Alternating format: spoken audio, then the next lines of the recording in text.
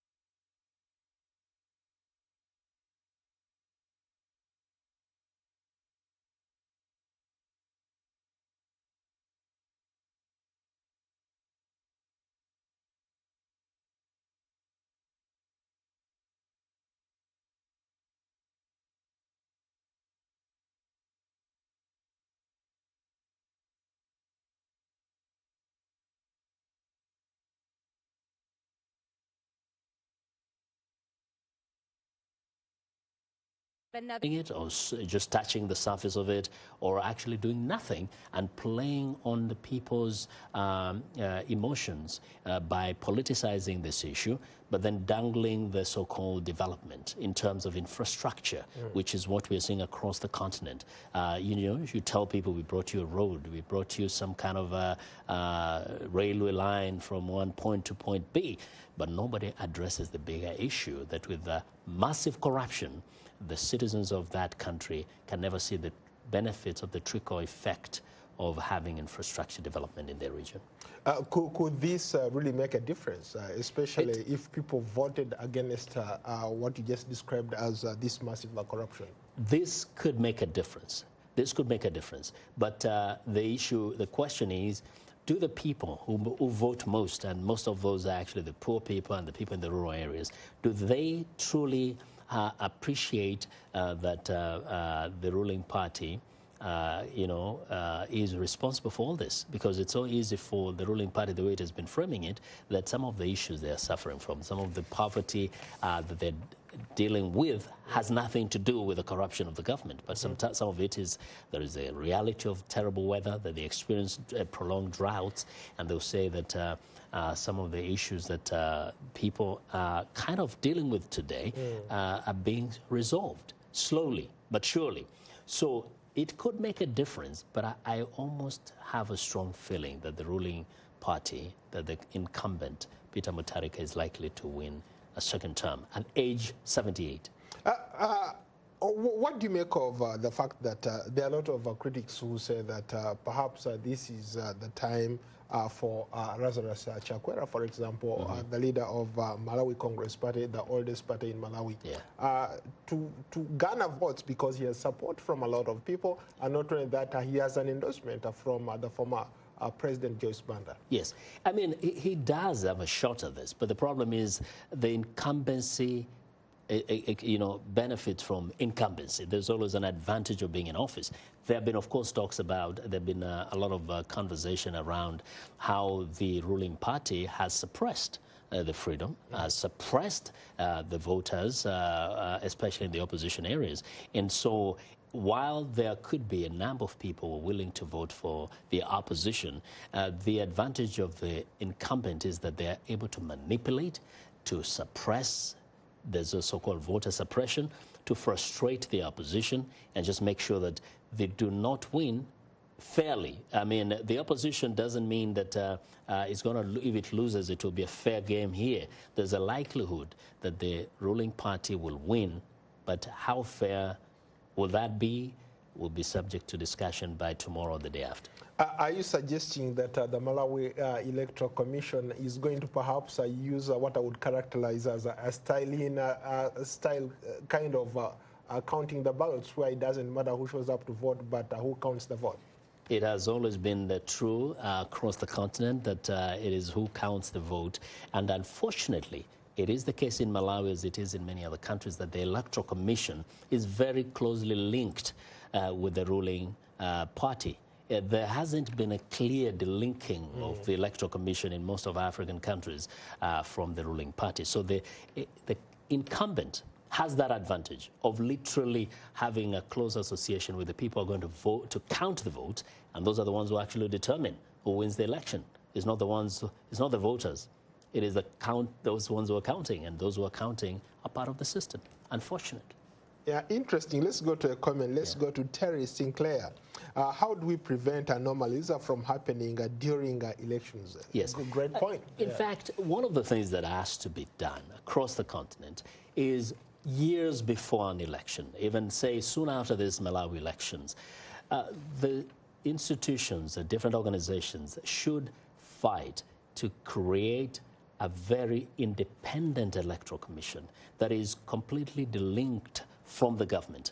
The opposition parties should not be focusing on winning the next election, on trying to convince people to vote for them, because, as we say, the most important thing is who conducts the election, who oversees the election, and who counts the votes. So you want a thoroughly independent electoral body that will not have any interference from any political party, whether the opposition or the ruling party.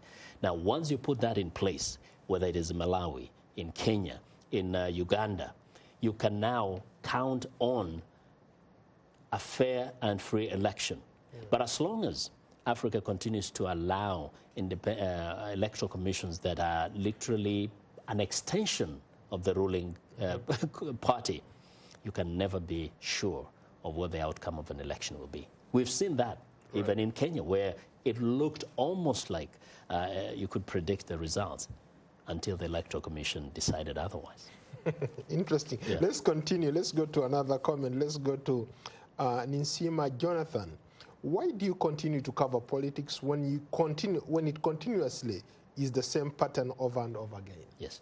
Well, it's a painful experience sometimes, even for journalists to keep covering things that seem to be a kind of a repetition, a kind of a regurgitation of what we've done over the years. But then that is the reality of the moment. I mean, people expect, for example, for us to tell them about what's going on in Malawi. We cannot give them a blackout. There's a demand, there's a need to keep up with the news, and the news sometimes seems to be cyclic. What's happening in Malawi will happen tomorrow in Zimbabwe and in another country. Same issues. Problem is people demand that we cover these issues. We could do, our job is to tell the story. It's actually to tell the story of what's going on, so we are not the ones who change what happens on the ground. There are others who have the responsibility to change what's going on the ground, what's going on the ground. For us as journalists, our job is to tell the story, and we have to keep telling the story.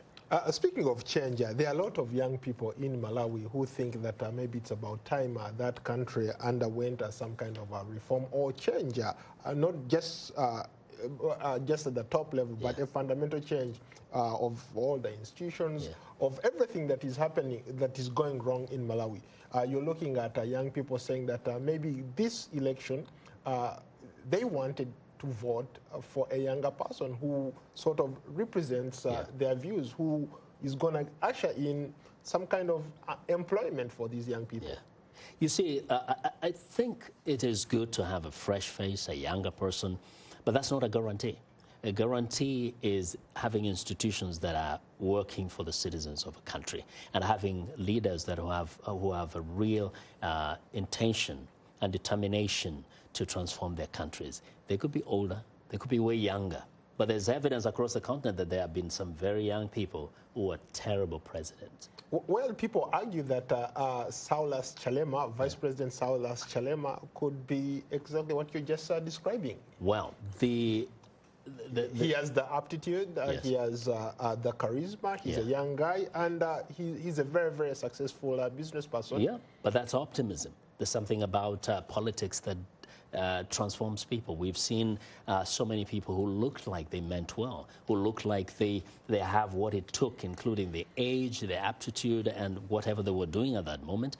But once they get into power, that's when you can prove who they really are. Because power does corrupt. It has the propensity to corrupt even the most well-intentioned person.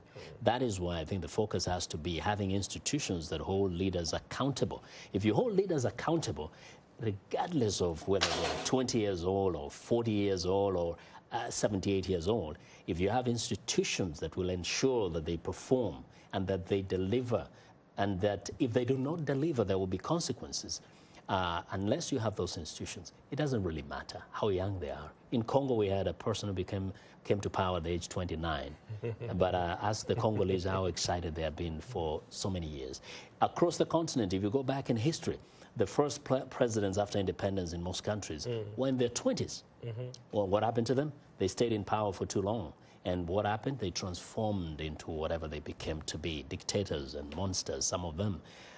Someone in East Africa today is up in the 70s, I know. But when he came to power, he was a young person, fighting in the bushes in northern Uganda. People looked with hope, whether it was in Kenya, in Sudan, in Ethiopia, and elsewhere. The age is something good to have young people to represent the youth. But I'm telling you, the youth can be extremely disappointed in one of their own if there's no system that holds that person accountable. It doesn't really matter. Human beings have the propensity to be corrupted by power. Political power is really dangerous. How do you respond to this comment here from Peter Ayolo Tyler? Africa needs determined and focused leaders, not dictators. Oh, yes. No country needs a dictator. You need determined, focused, really well-intentioned leaders. But those leaders need to be held accountable. So you need, Africa actually more than anything else, needs institutions, because it's the institutions that fail people. You cannot put your trust on a person. It doesn't matter how good he appears to be, because remember, you really don't know how good or bad a leader will be until they get in the position of power. You don't know what power will do to them. or we don't know how they will be not only transformed by the challenges of the office, but how the people around them may want to mold them into something that perhaps wasn't their intention. That's why you need the institutions. It's only the institutions that can save people. A really independent judiciary, a parliament system that acts independent of the executive, and of course a citizen that is informed, that can challenge the leadership. Across the continent, what do we have? People generally worship leaders from the lowest ranks to the top. When the leader shows around, they dance and sing for him, even if he's been stealing blind from the entire village or from the entire constituency. You need an informed citizenry. You need institutions that will ensure leaders can be held accountable and compelled to do their job right. Compelled to do their job right. That's a perfect segue. Let's maybe cross over to a different topic. Let's talk about the act or the spirit of giving. Over the weekend, we saw here in the United States, one billionaire, tech billionaire, almost surprised everybody when he announced that he was going to pay over $40 million to help students who are just graduating to pay off all their debt. And today we saw something similar in Ethiopia, where the prime minister had a dinner, and each guest, invited guest, was paying $173,000. That's a whole lot of money for one plate of food. Exactly. But you see, the people went in knowing exactly what they want to do. What that tells you is that, first, there's a lot of wealth in the hands of many people across the world. So one just needs to sit back and ask, how can I give back to society?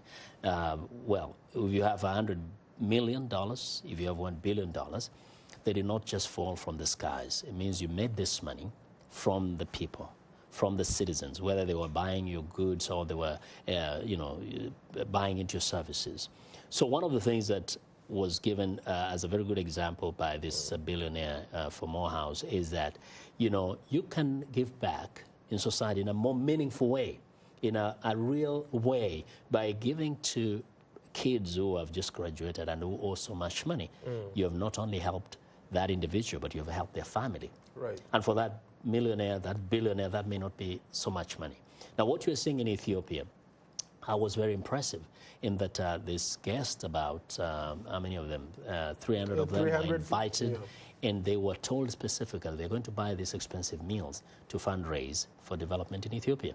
In fact, I've been told that Abiy Ahmed has challenged Ethiopians in the diaspora here in the U.S.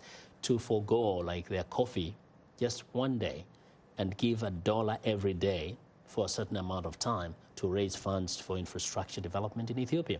What could that mean? You're not only giving back to society, but you're helping your countries to be free of foreign debts.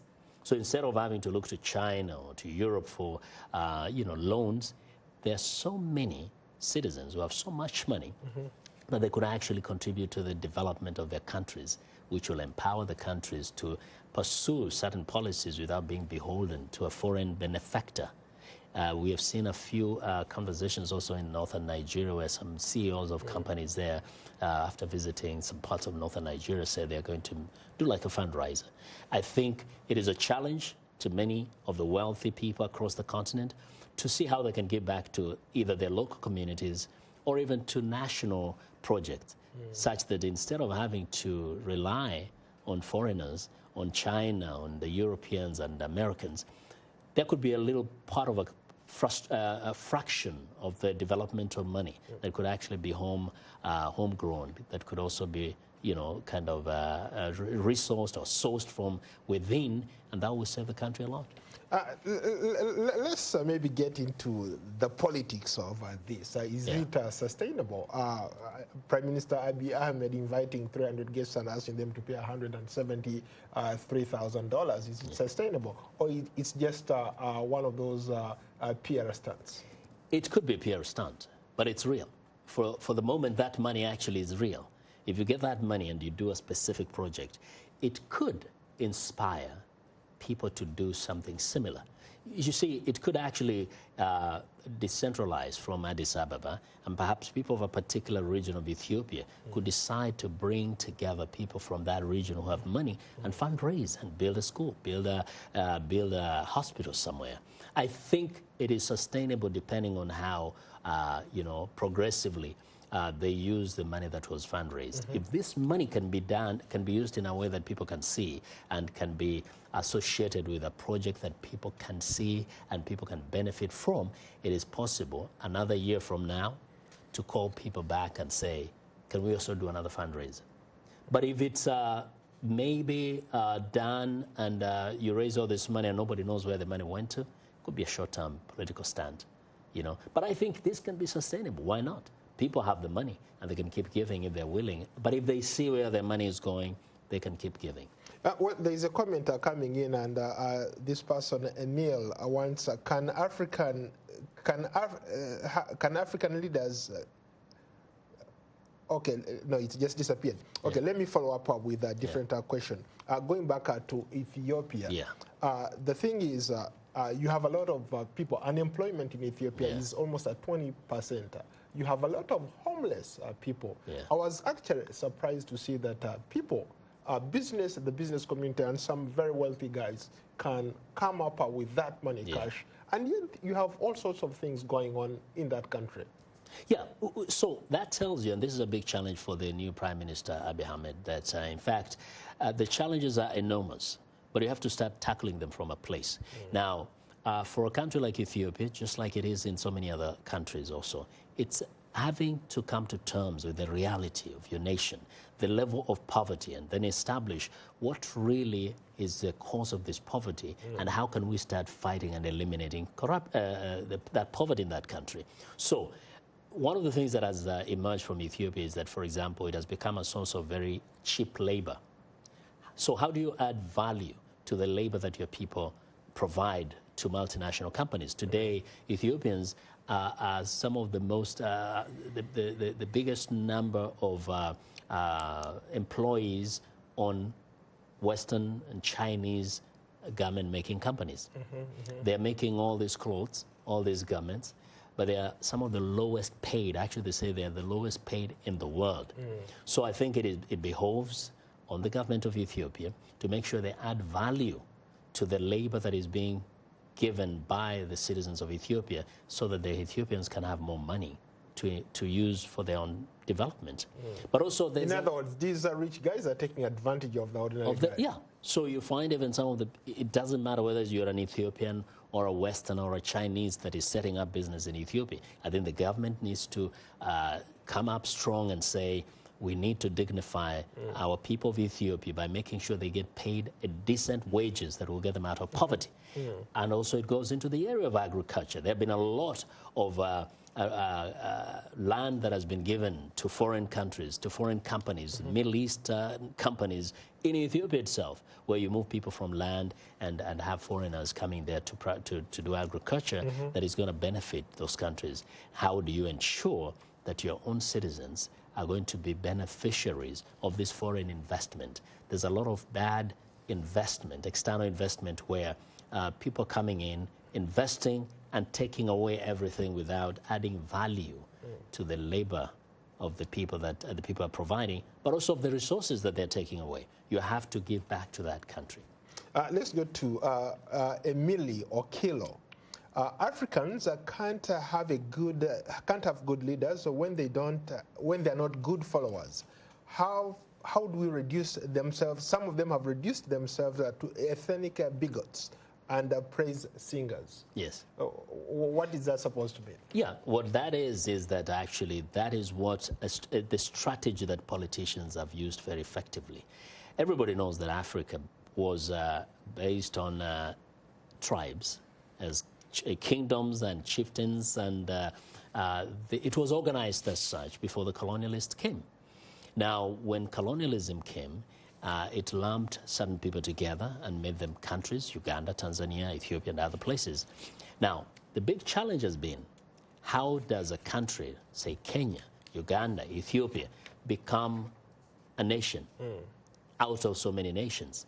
politicians have known how to utilize the ethnic differences for political use. They weaponize ethnicity, and they make themselves tribal leaders rather than national leaders. And so they frame the politics in such a way that people think their interest is the interest of that person from their tribe. So the good thing is that I think the younger generation is realizing that you need to be operating as a nation rather than as a tribe, because then the interests of a tribe may be narrower and become in conflict with that of the nation. So the only way this can change is to have leaders who can see the country holistically rather than play the politics of dividing people along ethnic lines. Until you do that, of course, we will continue the bad politics that we have. Speaking about dividing people along ethnic lines, let's go to South Sudan. Let's go to Amos Bale. What is the fate of peace in South Sudan with the two entities disagreeing against each other? Again and again and again. Yes. In fact, it has been very frustrating for those of us who covered the formation of South Sudan. It has been the same cyclic kind of frustration of the two leaders disagreeing, Riek Machar and Salva Kiir. Now, what is the fate of the peace there? It is unknown, because the two leaders have come many times very close to agreeing. They have actually been together in a government, one as president, one as the deputy president, and they've disagreed. Now, the reason why they've been unable to resolve the issue is that they are men with big egos, and they have put their tribes behind them. They have refused to see South Sudan as one country with one destiny, with one common interest. Everybody's fighting to have what they see as the interest of their ethnic group. So the only way that this can change is if these guys at some point can come together, put aside their tribal differences, in fact, put aside the tribe and see themselves as South Sudanese, and resolve the issues that affect the nation of South Sudan rather than the issues that are very of interest only to their, their narrow ethnic groups. Other than that, you'll continue having the disagreements, and the peace process might drag on for another 10 years. Yeah, well, what are you talking about tomorrow on Straight Talk Africa? Straight Talk Africa tomorrow, we talk about the role of the diaspora, the African diaspora in the United States. We're going to look at how do those who are here that left the continent from different countries, how they're organized here, and how what kind of role they play back in their countries on the continent, whether there is an influence that they have on socio, political, and economic issues on the continent, and to what extent is that benefiting the citizens of the continent of Africa. Do you think that the diaspora here is playing a critical role back home? Well, that is debatable, but in some countries, actually, it is playing a role. There are those who are involved. Let's take it, for example, the diaspora in the United States contributes to the economies of those countries by remittances. The amount of money that is sent to African countries from those who live in the diaspora is mind-boggling. Sometimes it's more than the money that those African countries get from donors from the World Bank and the Europeans and Americans combined. So in that sense itself, you can tell that you can say they contribute in the economic development of their countries in a very real way. But also there are also other social issues. Others have played activism roles. They have pushed change of policies here in Washington towards some of their countries. People from South Sudan have helped, for example, to keep focus on the peace process so that the U.S. and other Western entities can put pressure on those politicians to attain kind of a peaceful resolution to the conflict. So they played the role. They play a role in different ways, though. Well, on that note, thank you so much, Vincent, for filling in for Shaka Sali, who is on assignment. I will be back maybe in about 2 weeks. But in the meantime, we look forward to hosting you on another edition of Shaka Extra Time. Until then, so long from Washington. Thank you so much. Thank you, Paul.